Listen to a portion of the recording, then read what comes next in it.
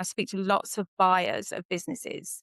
And what we end up being very proud of in our blue collar businesses is not necessarily looked upon favorably for the next generation of people coming up that would Mm, want to buy that business. And that's not me trying to give you a negative opinion. It's just what people say. mm.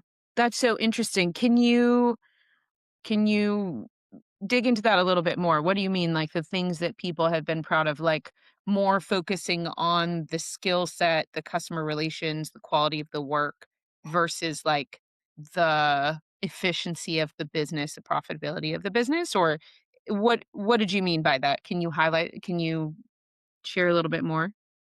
So let's say over the last 3 years, I've spoken to a lot of business owners and different industries, some in the trades, but many of them, we've started the business and we've grown it over a couple of decades, and they'll be very proud of the fact that they do no marketing, none. So that's great, right? It's word of mouth. You have your customers. You're very proud of yourself.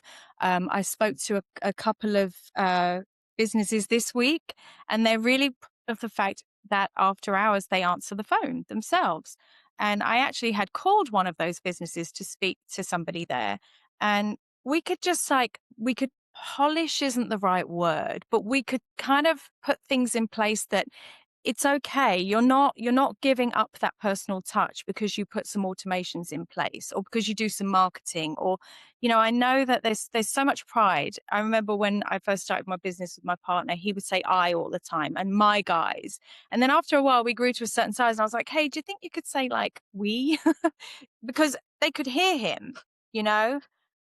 They are Right. your guys, he cared about them. He didn't mean it in a way, but, at some point you become a we and you become a team. And I know it sounds a bit corporate-ish, but there are certain things that the owner will be so proud of that I think if you sat your employees down privately and said, "Hey, if you were gonna change some things in this business, what would that be?" But nobody ever says that to the owner because you started the business and it's your business.